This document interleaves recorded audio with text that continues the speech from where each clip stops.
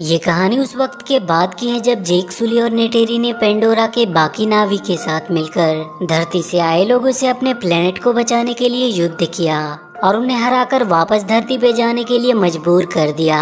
वहाँ पे सिर्फ वही लोग रहे जो उस प्लेनेट को बर्बाद नहीं होने देना चाहते थे। जेक को उसके साथी डॉक्टर ग्रेस के अवतार से पैदा हुई एक बच्ची भी मिली जिसका नाम उसने किटी रखा और उसने अपने पहले बेटे का नाम नेटेम रखा। वहाँ के सभी लोगों का मानना होता है कि हमारी जिंदगी यहाँ की देवी एवा की देन है और हमारी हर सांस इनके लिए समर्पित होनी चाहिए। इसी तरह जेक नेटेरी के साथ खुशी से अपनी जिंदगी जीने लगा। अब उसके टोटल 4 बच्चे हो चुके थे। धरती के लोगों के वहाँ से चले जाने के बाद उन्हें वहाँ पर कर्नल का बेटा मिला जो काफी छोटा था और क्योंकि कर्नल अब मारा जा चुका था इसीलिए उन्होंने उस बच्चे को अपने साथ ही रखकर उसकी देखभाल की और उसका नाम उन्होंने स्पाइडर रखा। वो भी जेक के बच्चों के साथ ही खेला करता था और उन्हीं को वो अपना परिवार मानता था। लेकिन नेटेरी के लिए अब भी वो एक एलियन ही था जो कि उसके बाकी के बच्चों से हमेशा अलग ही रहेगा। जेक ने खुद ही अपने बच्चों को लड़ने और हथियार चलाने की कला भी सिखाई। वो सब अपनी जिंदगी में काफी खुश थे।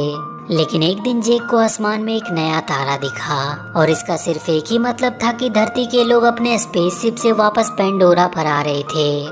पर इस बार वो कुछ ज्यादा ही तैयारी के साथ आए थे क्योंकि उन्होंने अपनी पिछली हार से बहुत कुछ सीखा था और एक बार फिर से उन्होंने सब कुछ बर्बाद करना शुरू कर दिया।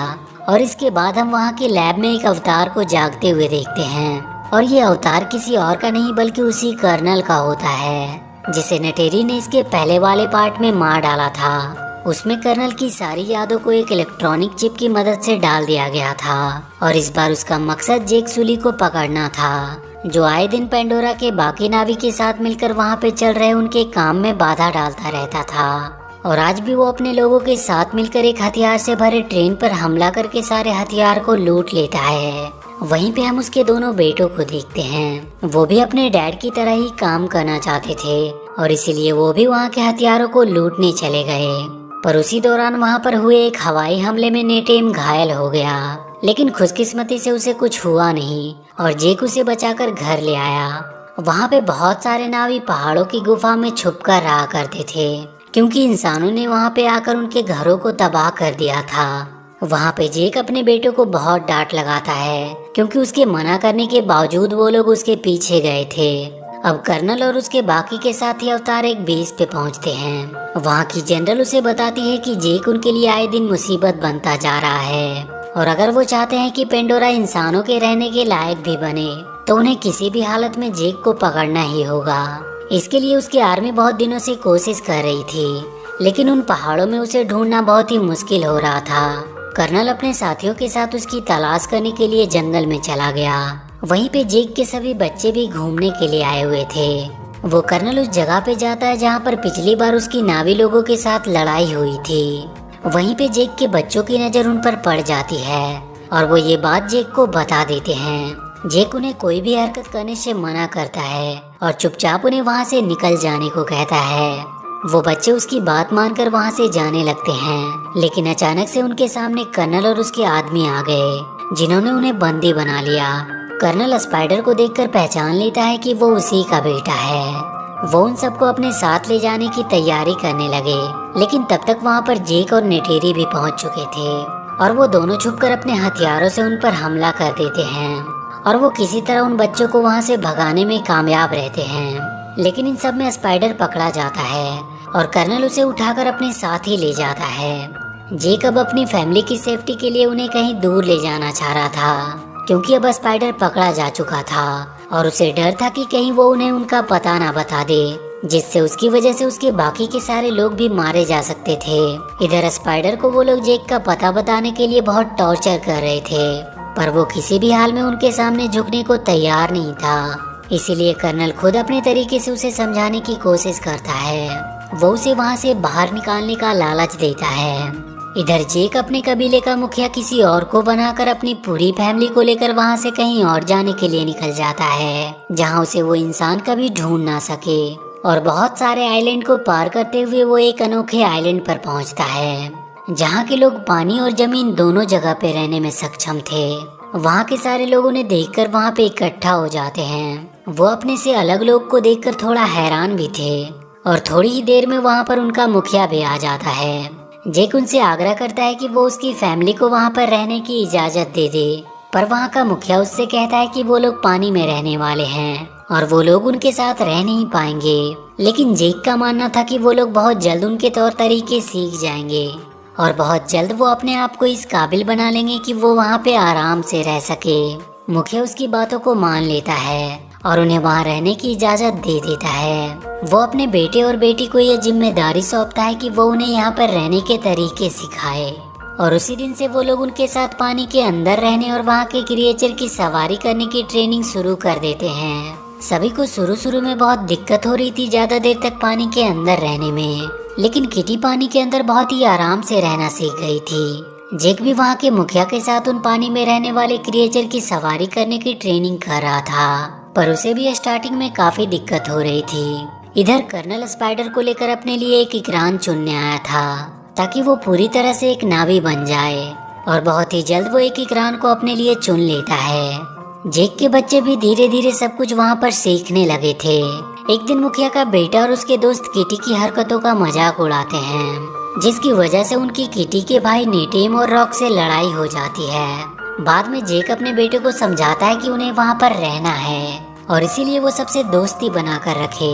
अगले दिन रॉक्स जाकर मुखिया के बेटे से माफी मांगता है और उसकी तरफ दोस्ती का हाथ बढ़ाता है, पर वो उसका दोस्त बनने का नाटक करते हुए उसे लेकर वो एक जगह पे आता है और उससे कहता है कि यहाँ पे वो लोग शिकार करते हैं। और जब रॉक्स वहाँ पे शिकार करने जाता है तो वो सब उसे अकेला छोड़कर वहाँ से चले जाते हैं। जैसे ही रॉक्स ने अपने तीर से वहाँ की एक मछली को मारा, वो देखता है कि वो वहाँ पर अकेला है और सभी लोग उसे छोड़कर जा चुके हैं और तभी एक बड़ी सी मछली उसके ऊपर हमला करती है।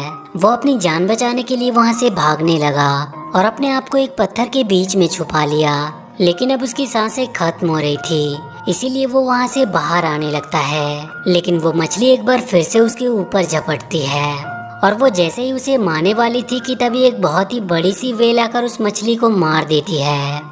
लेकिन रॉक्स की सांसें अब खत्म हो रही थी और वो डूबने लगता है। थोड़ी देर बाद जब उसकी आंखें खुली तो वो अपने आप को उसी वेल के ऊपर पाया। वो उस वेल का शुक्रिया कर रहा था कि उसने उसकी जान बचाई। तभी वो देखता है कि उस वेल के फिन में एक लोहे की हुक फंसी हुई है और वो जाकर उस हुक को वहाँ से निकाल देता है। और अब ऐसा लग रहा था कि वो वेल उसे अपना दोस्त मानने लगा है। वो उसे लेकर उस आइलैंड पर पहुँचा देता है जहाँ पे सभी लोग रॉक्स को काफी देर से ढूंढ रहे थे। मुखिया अपने बेटे की गलती की सजा देने की बात करता है, लेकिन रॉक्स कहता है कि इसमें सारी गलती उसकी खुद की है। इस बात से अब वो लड़का भी उसका सच में दोस्त बन जाता है। अगले दिन रॉक्स सबको बताता है कि एक वेल ने उसकी जान बचाई, जिसका ऊपर का एक फिन कटा हुआ था। मुखिया की बेटी उसे तुरंत पहचान जाती है और वो बताती है कि उसे टुकून कहा जाता है, लेकिन जिसे उसने देखा उसका नाम पायाकन है, जिसे सबसे अलग और अकेला कर दिया गया क्योंकि लोगों का कहना था कि वो एक हत्यारा है जिसने कई सारे नावी को मारा था। लेकिन रॉक्स ये बात मानने को तैयार नहीं था क्योंकि उसने उसकी जान बचाई थी। वो वहाँ से सीधा पाइकन से मिलने गया और उससे पूछने लगा कि उसे सबसे अलग क्यों कर दिया गया।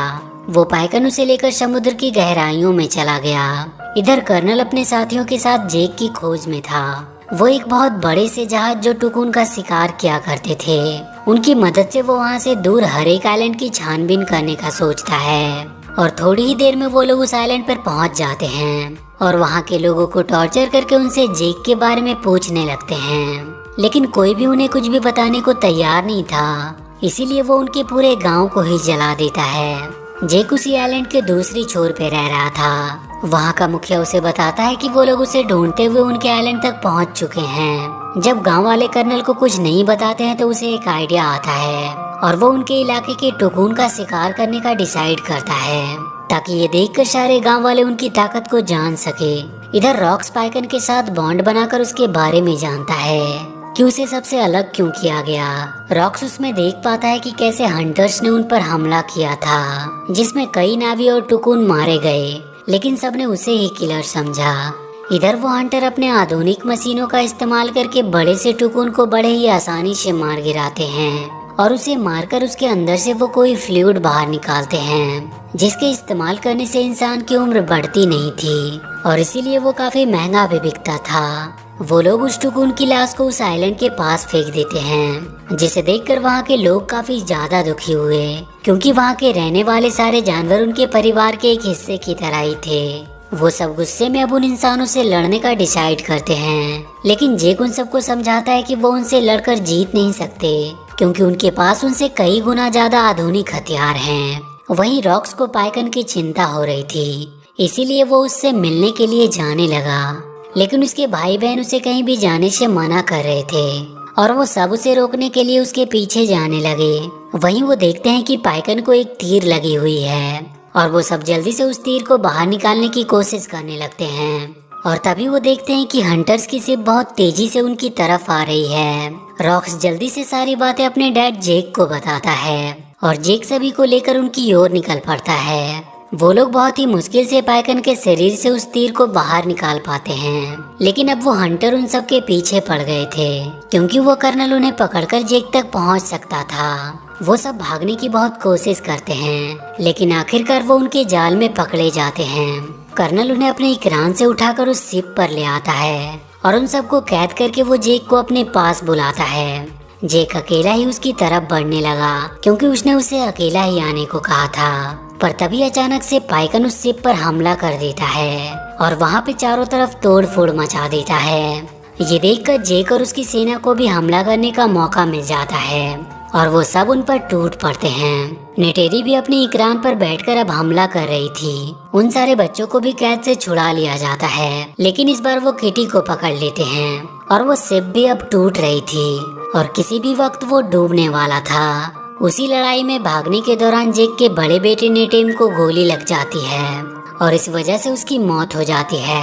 इधर जेक की बेटी किटी अभी भी कर्नल के कब्जे में थी। जेक और नेटेरी अब पूरे गुस्से में उसे मारने के लिए निकल पड़ते हैं और वहाँ शिप पे पहुँचते ही वो दोनों घायल शेर की तरह उन सब पर टूट पड़ते हैं और वो उन्हें बहुत ही बुरी मौत मारते हैं। लेकिन वो कर्नल किटी को चाकू की नोक पे रखकर जेक से उसका हथियार फेंकने को कहता है, लेकिन तभी नेटेरी स्पाइडर को पकड़कर उसे मारने की धमकी देती है, जिससे डरकर कर्नल किटी को छोड़ देता है। जेक सबको वहाँ से जाने का बोलकर खुद कर्नल से लड़ने लगता है, लेकिन अब वो शिप पूरी तरह से पलटने वाली थी, जिसकी वजह से वो सब शिप के अंदर ही फंसने लगते हैं। जेक आखिरकार किसी तरह कर्नल को मारकर वहीं पानी के अंदर फेंक देता है, लेकिन अब उसकी भी सांसें खत्म हो रही थी और उसे वहाँ से बाहर निकलने का कोई रास्ता भी नहीं मिल रहा था। इधर नेटेरी भी अपने सबसे छोटी बेटी के साथ उसी शिप में फंसी हुई थी, क्योंकि उसे भी कहीं बाहर जाने का रास्ता दिखाई नहीं दे रहा था। तभी नेटेरी के पास किटी आती है,